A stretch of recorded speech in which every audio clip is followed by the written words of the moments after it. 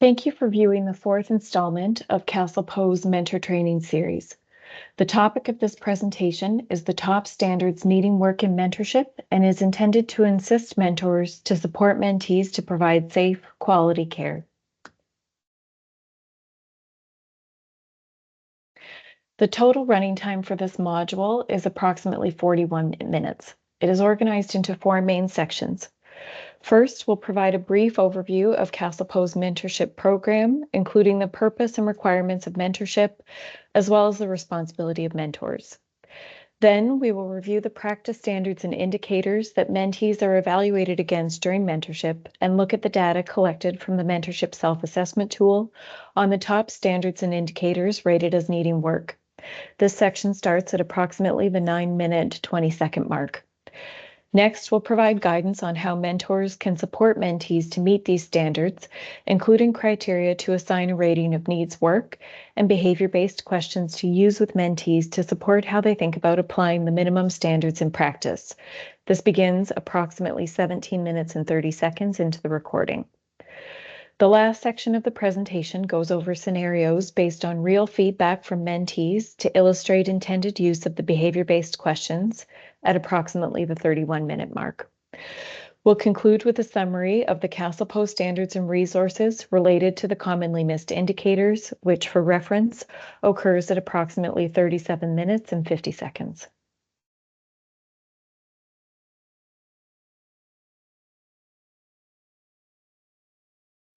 Before we get into the purpose and background of Castle Poe's mentorship program, we wanted to share some positive mentor feedback received on a final evaluation in the mentorship self-assessment tool.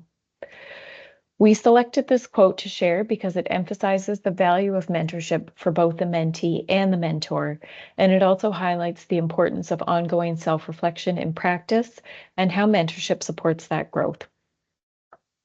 Castle Poe's mentorship program has been in place since 1994 and serves an important purpose related to the college's role and mandate.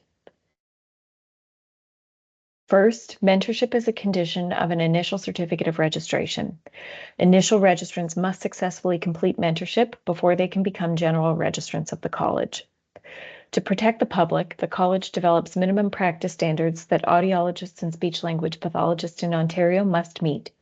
During mentorship, the mentor assesses the mentee's compliance with these minimum standards and ultimately decides whether to recommend mentees for a general certificate of registration based on their understanding of and compliance with the college's standards. Lastly, the mentorship period serves as an introduction to the requirements of the Quality Assurance Program, which all general registrants must participate in. Mentorship provides initial registrants with the support of an experienced colleague to ensure they have the knowledge, skill, and judgment to practice safely. As regulated healthcare professionals, mentees accept responsibility for their role in maintaining the public's confidence in the profession's ability to provide safe, quality, and ethical care by engaging in the career-long process of independent learning, self-reflection, and evaluation of their own competence. During mentorship, the mentee must complete a minimum 6-month period of mentored practice, during which they need to provide at least 500 hours of patient care, receive at least 48 hours of guidance from their mentor, and complete midterm and final evaluations in the mentorship self-assessment tool. A mentor's role is to provide guidance and support to help mentees reflect on their practice and apply standards, improve mentees' competence commensurate with their career stage, apply principles of sound clinical reasoning, observe and discuss mentees' practice and how they're integrating standards for the profession, provide mentees with general guidance on practice issues, and submit reports of mentees' progress to the college. As a mentor, you can have a great deal of influence on a mentee at this stage of their career. Mentorship is critical in assisting new audiologists and speech-language pathologists to form positive habits early in their practice.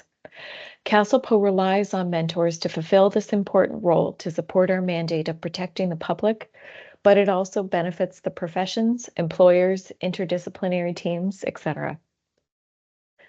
We often receive questions on how many hours mentees need to be directly observed. Some direct observation is mandatory, but the college does not set a minimum requirement. The amount of direct observation is at the discretion of the mentor and needs to be sufficient to evaluate how the mentee is meeting the standards. This will depend on their experience, skills, and confidence, the risk of harm associated with the clinical activities, and the practice environment. It's preferable for mentees to spend consistent time with their mentors throughout mentorship. The college recommends mentored guidance be spread out over time and generally adhere to approximately 2 hours per week to reflect on how mentees are meeting standards in their clinical practice.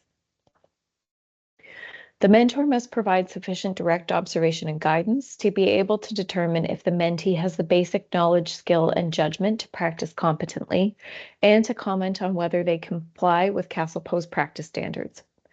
Direct guidance includes activities such as the examples listed here. Essentially, it's direct guidance if the patient is present or a recording of the patient's being viewed and all appropriate consents are needed. By contrast, the patient is not present during indirect activities, and we've included some examples. You gain access to the MSAT when the mentorship contract is approved, and you and your mentee will use the MSAT to complete the activities listed on this slide. Instructions are provided at the top of each section of the MSAT, and there are MSAT FAQs on our website as well.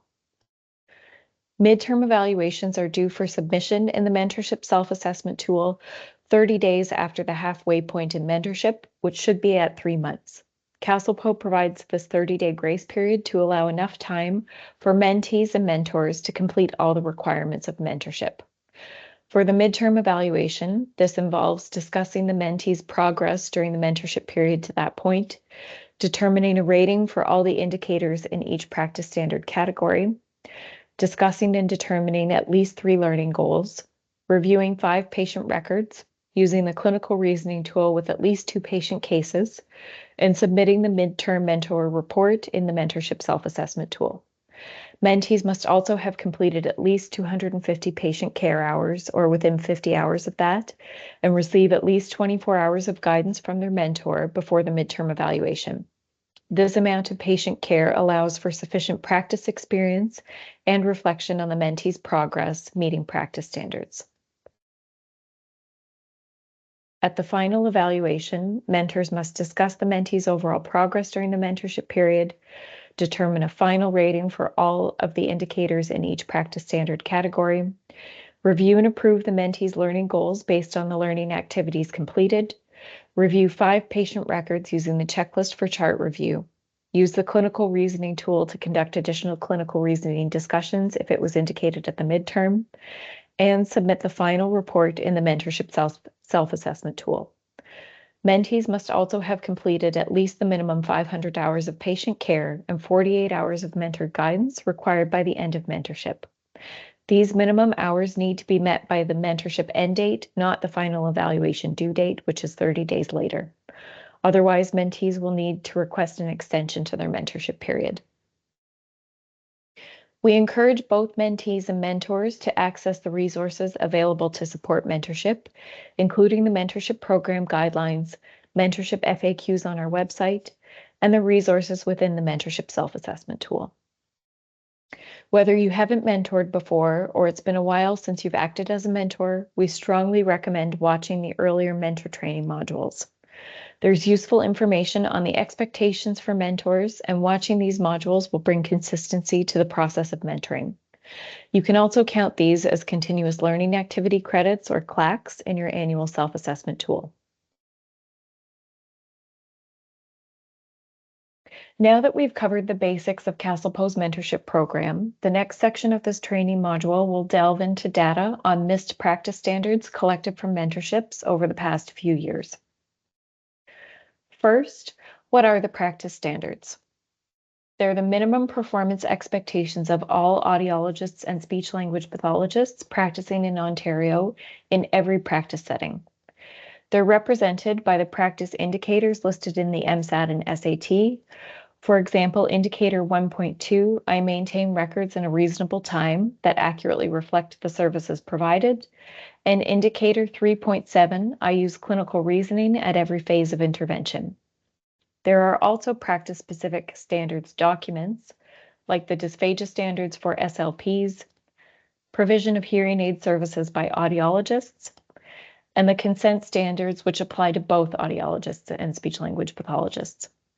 While the term standard is applied to the indicators and documents interchangeably, the key point is that they all describe minimum practice expectations for the professions. The MSAT outlines the 5 professional practice standard categories for audiology and speech-language pathology, each containing several behavioral indicators that reflect the overall standard. This is the same as the SAT, which you'll all be familiar with. The management practices category has 10 indicators, clinical practice has 6, patient-centered practice has 7 indicators, communication has 5 indicators, and lastly, professional accountability has 2 behavior indicators. There are 9 red flag indicators in the MSAT that have been deemed to be higher risk if not met early in practice and are therefore prioritized in the midterm. Again, there are 21 non-red flag standards that are equally important, but more representative of areas of continuous improvement over the career span. The 9 red flag standards are record keeping, 1.3, the controlled active prescribing hearing aids, 1.7, following health and safety procedures, 3.1, obtaining informed consent, 3.2, obtaining knowledgeable consent, 3.6, maintaining patient confidentiality, 3.7, clinical reasoning, which again is emphasized in mentorship, 4.4, accurately representing professional credentials, and 5.2, professionalism. If not met by the midterm, red flag indicators will automatically populate in the MSAT midterm mentor report for the mentor to comment on.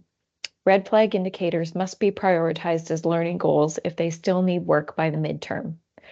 Depending on your comments as the mentor and whether learning goals have been identified, the college will reach out to you and the mentee to discuss red flag indicators that still need work. Mentorship data is collected in the MSAT at the midterm evaluation of mentee's mentorship period, a minimum of 3 months as mentioned earlier.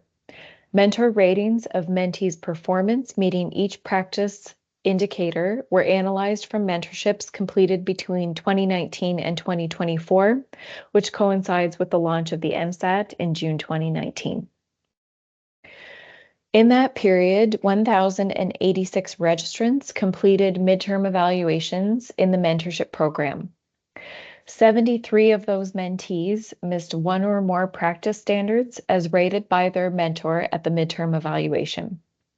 This highlights that although we're going to focus here on missed standards, we don't want to overlook the fact that the vast majority of people do very well in mentorship.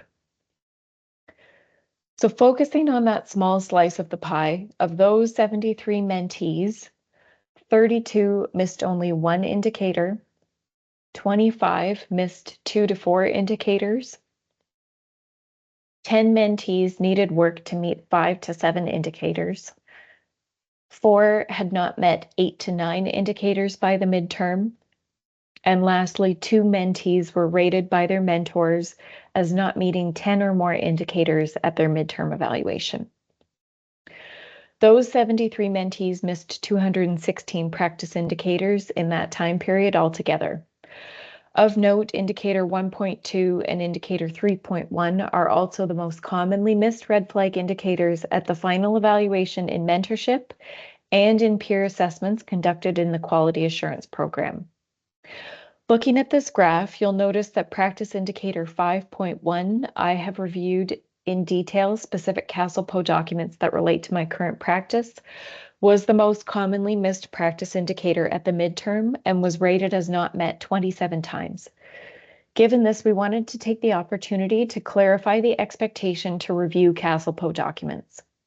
The requirement is not that mentees, or general registrants for that matter, need to review every CASLPO document in detail. Rather, CASLPO expects registrants to be familiar with the information in standards relevant to their specific practice and to know what standards generally exist and when they would apply, for example, the advertising standard. However, there are some documents that everyone should be aware of, like the records regulation. Lastly, indicator 2.2 I use intervention procedures based on current knowledge, incorporating evidence-based research and advances in technology, was more frequently rated as not met at the midterm than indicator 2.4, which is I use interventions responsive to diverse backgrounds. But we're going to provide guidance on indicator 2.4 in this module instead.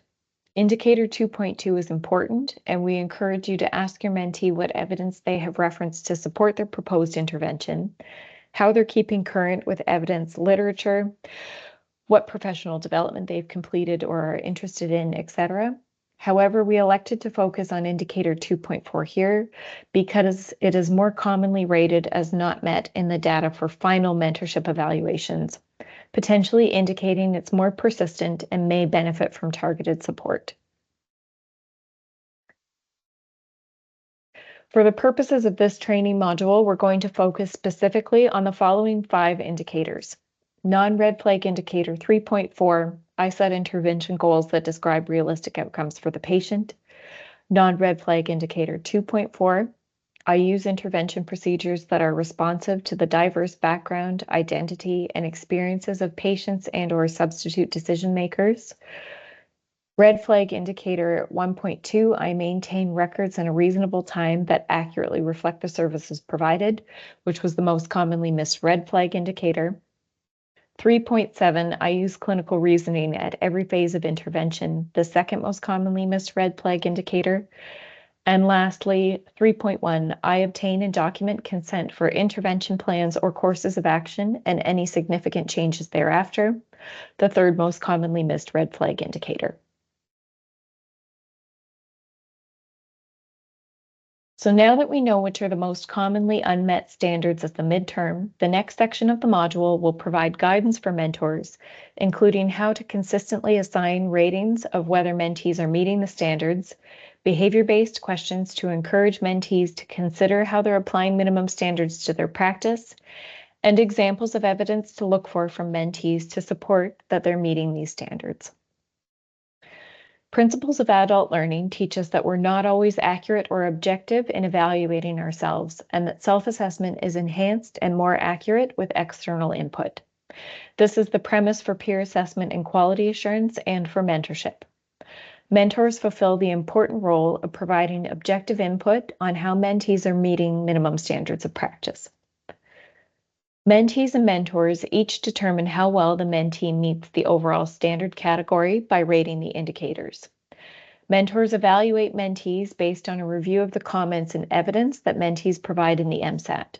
The MSAT has the same rating system as the SAT, meets the standard, needs work to meet the standard, or not applicable.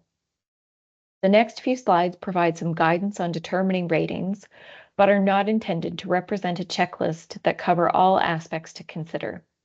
Ratings should be based on your professional judgment as the mentor, considering comments and evidence provided by the mentee in the MSAT, the mentee's career stage, as well as time spent with the mentee discussing and observing their clinical practice and providing guidance and feedback. Mentors and mentees should be honest and truthful when determining ratings on the indicators and standards of practice. Mentors should ensure that a needs work rating submitted to the college reflects an issue meeting these minimum standards. A rating of meets the standard should be given if the indicator is consistently met, i.e. the mentee meets the indicator most of, if not all of the time, evidence is well prepared or presented, and understanding of the standards is well documented or demonstrated. The mentee independently recognizes areas for improvement, and the mentee asks questions and seeks feedback and knowledge to improve their compliance with standards. Conversely, a rating of needs work to meet the standard should be given if the indicator is not met on a consistent basis, evidence is incomplete or needs improvement, the mentee does not independently recognize areas that need improvement, attempts to improve compliance have not been effective, or there's a lack of demonstrated effort to seek feedback or knowledge that would improve compliance with the indicator or standard. The mentorship period is when mentees have maximum support to bring their practice up to standards. By the end of mentorship, the aim is for the mentee to have met all the indicators and by extension, all the practice standards. In instances where there are any standards rated as needs work to meet at the final, CastlePo looks closely at the comments submitted by the mentor and will reach out to confirm whether there's a concern with meeting the standard that might benefit from an extension to mentorship. As mentioned in the previous slides, rating an indicator as not met, particularly at the final evaluation, should be viewed as communicating to the college that there's an issue with the mentee meeting minimum standards of practice. You may not indicate any concerns with the mentee's overall professional practice or commitment to developing their competence to meet standards by the final evaluation and ultimately recommend them for a general certificate of registration, but still want to provide feedback intended to serve as a reminder of a potential area for growth or improvement in the future. This can be accomplished in either the final evaluation comments or in the corresponding comment section associated with each indicator. An example from a mentor's final evaluation comments is provided here. Depending on the mentor's comments, CastlePo may also reach out to the mentee directly to convey the importance of self-reflection and continual learning as a regulated health care professional, and to advise that they consider carrying over the necessary indicators into their annual self-assessment tool and develop corresponding learning. Given the college's mandate to protect the public, the overall objective is to support mentees to meet standards early in their practice to ensure that patients receive safe, quality, and ethical care. Put another way, it's preferable to avoid mentees missing standards at the midterm that data supports people have a harder time meeting. To that end, we've developed some behavior-based questions for mentors to use in discussion with mentees about their practice. These can be used early on in mentorship before the midterm to guide mentees to think about how they're meeting the minimum standards. In the coming slides, we provide behavior-based questions for the 4 commonly missed practice indicators and corresponding response criteria that we would expect. From our perspective, all the points for the response criteria should be mentioned. However, there are more opportunities for growth and development in mentorship than in, say, peer assessment. Therefore, if your mentee doesn't say everything, it's an opportunity to support them to engage in further reflection. We did not create a behavior-based question for indicator 3.7 because the clinical reasoning tool for mentorship is essentially a compilation of multiple behavior-based questions, and in the interest of time, we've not reproduced them here. CastlePo has already developed resources on the clinical reasoning tool and instructions for using it in mentorship, and we'll provide directions to these resources in the upcoming slides. Red flag indicator 1.2, I maintain records in a reasonable time that accurately reflect the services provided. The behavior-based question is, tell me about how you approach record keeping.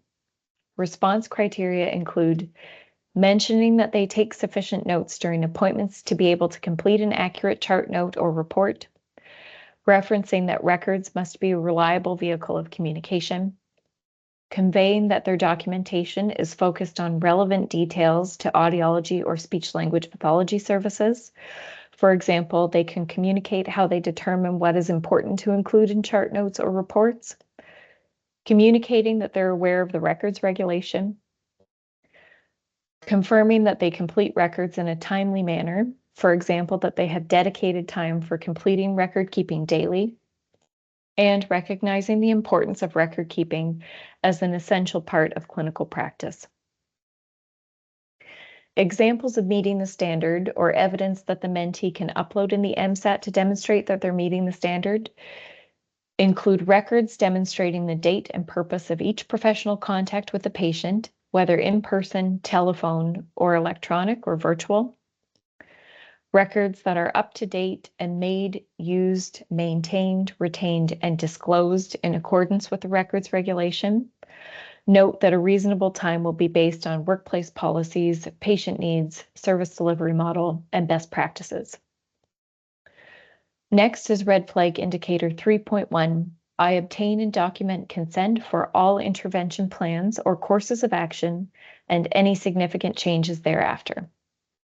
The behavior-based question is, how do you typically go about obtaining informed consent for services?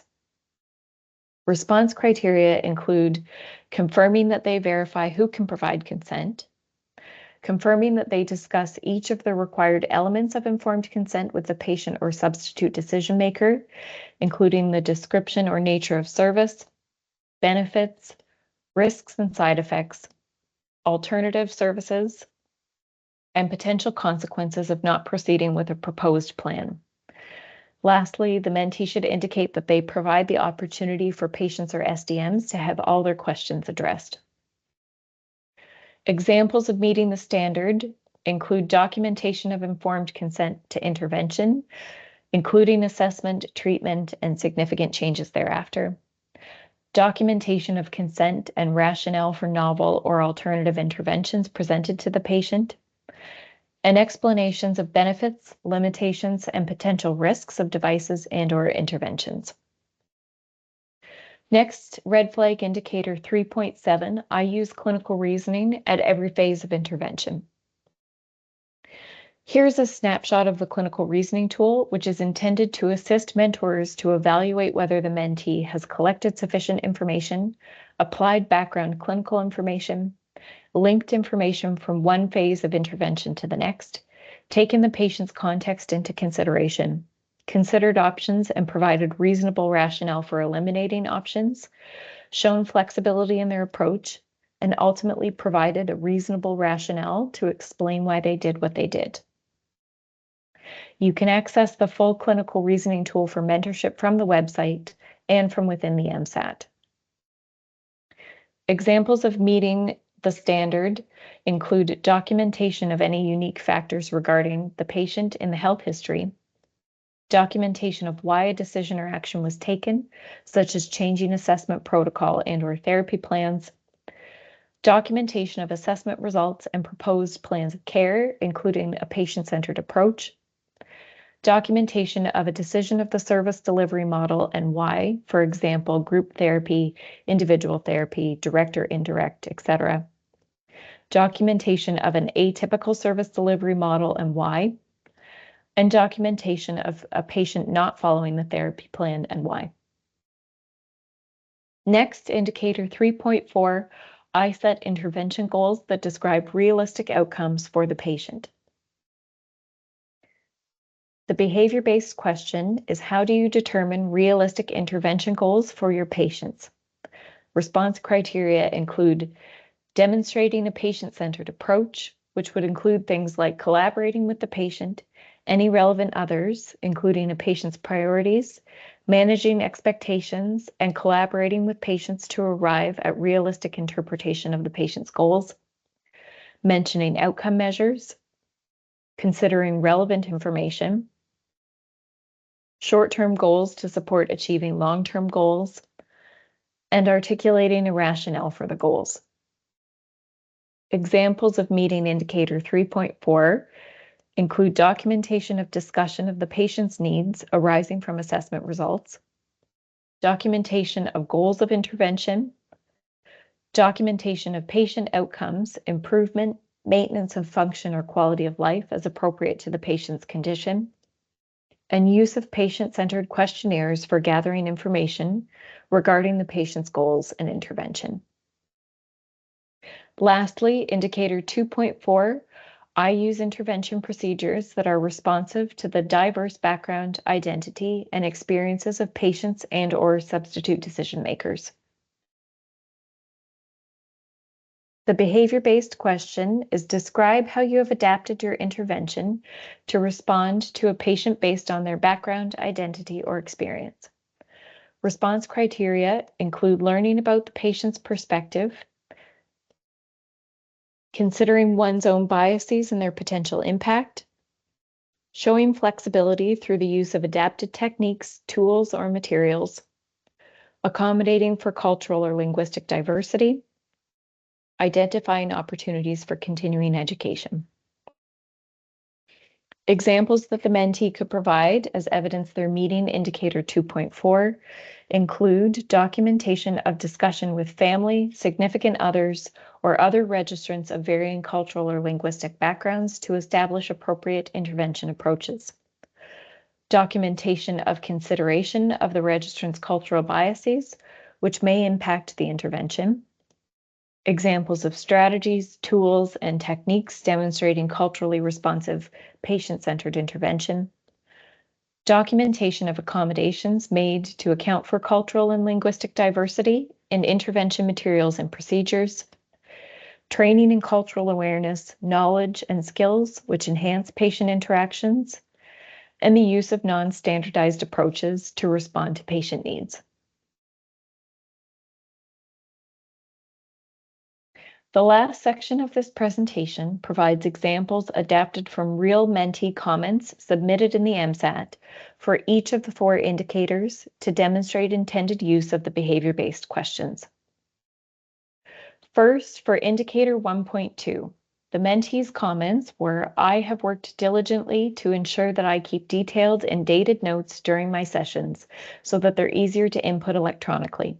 I've worked diligently to complete documentation or hard copies within a timely manner in compliance with my workplace policies. At times, I struggle with inputting my documents to our electronic system.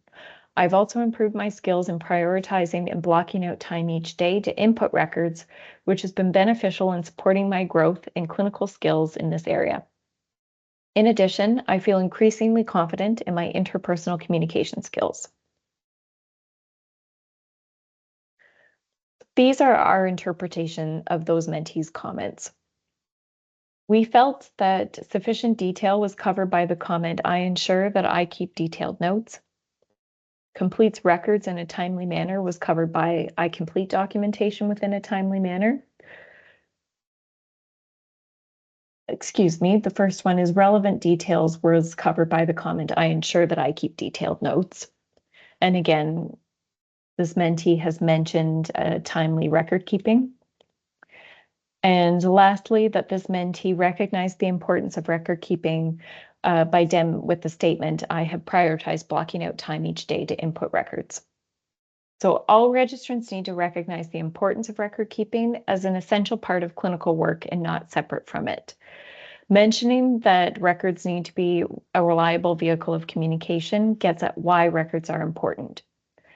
The mentee also did not reference the records regulation, which sets out the minimum requirements for record keeping. This mentee's comments do not necessarily warrant a rating indicator 1.2 is not met, but suggest that the mentor could direct them to the records regulation. Next, indicator 3.1, a mentee submitted the following comments. "I ensure that consent forms are completed prior to assessment. I explain assessment procedures prior to assessment and obtain informed consent for treatment. I reviewed consent to provide screening and assessment services and obtaining consent for services, which explained we need to document every consent received. I also documented when a parent provided consent for a CDA student to observe. The Obtaining Consent for Services Guide outlined the general principles for informed consent, including benefits and risks, alternative courses of action, and likely consequences of not having services.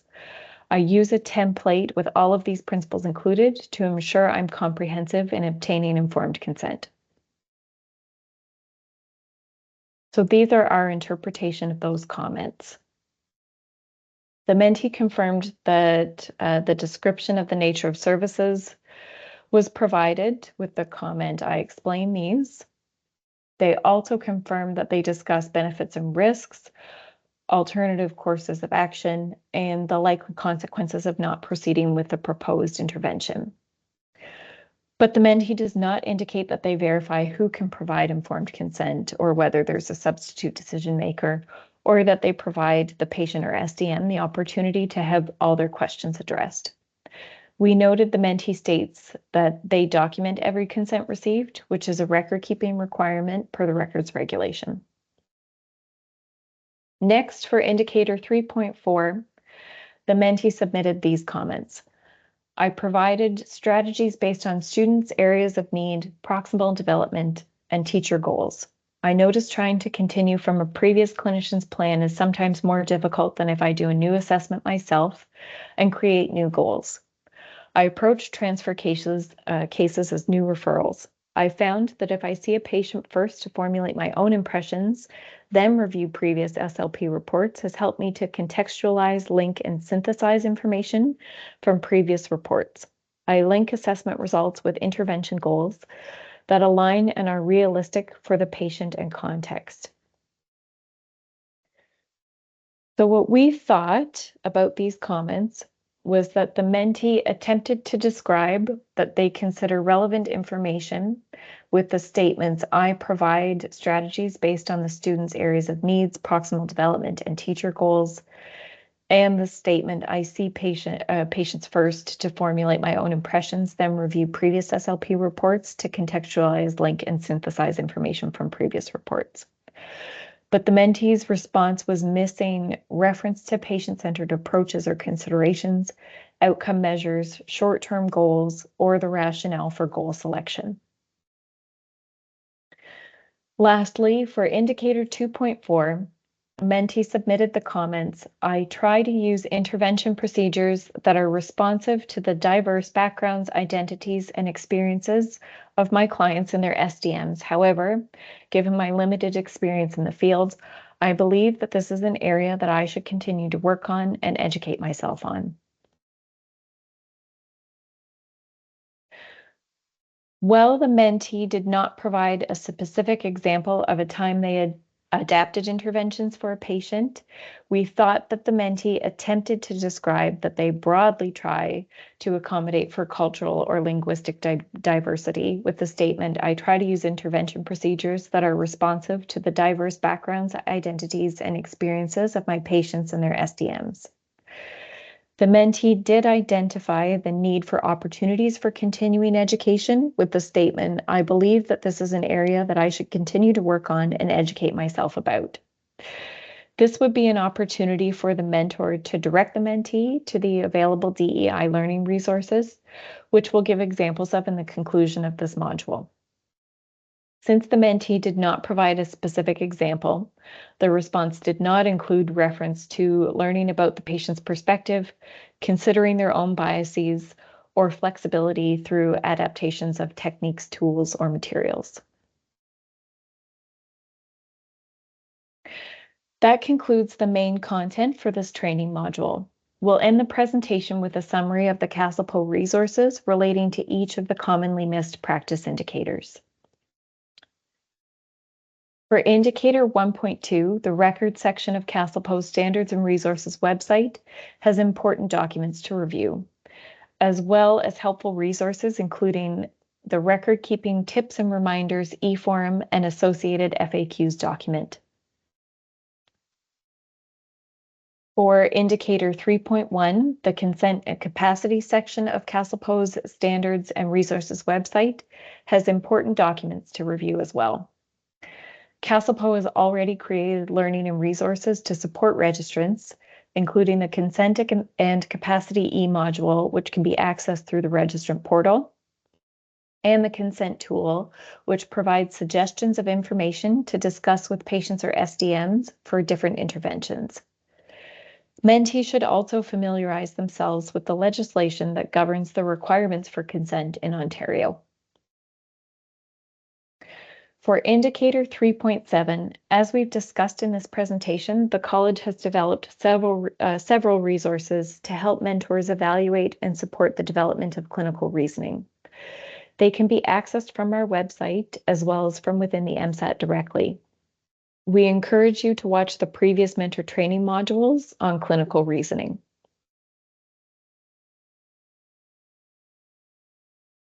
Mentees should be familiar with CASLPO's Guide for Equitable and Inclusive Services, and also be encouraged to access CASLPO's DEI webpage, including the e-forums that we offer.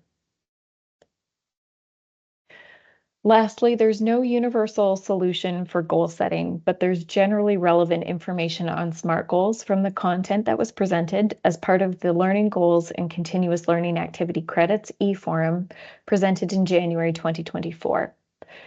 Mentees can also review the How to Formulate Learning Goals section of the Mentorship Program Guidelines. Goal setting is also broadly referenced in the National Competency Profiles. In closing, we wanted to express our gratitude for mentors and the invaluable work you do to support the college and its mandate. We hope that these resources are helpful to support mentees to provide safe, quality care to protect the public. Please don't hesitate to contact Castlepo if you need any support while providing mentorship. If you have any questions after watching this module, please reach out. You can find comprehensive information on Castlepo's mentorship program on the mentorship page of our website, or if you can't find what you're looking for, you can email us directly at mentorship@castlepo.com. Thank you again for watching.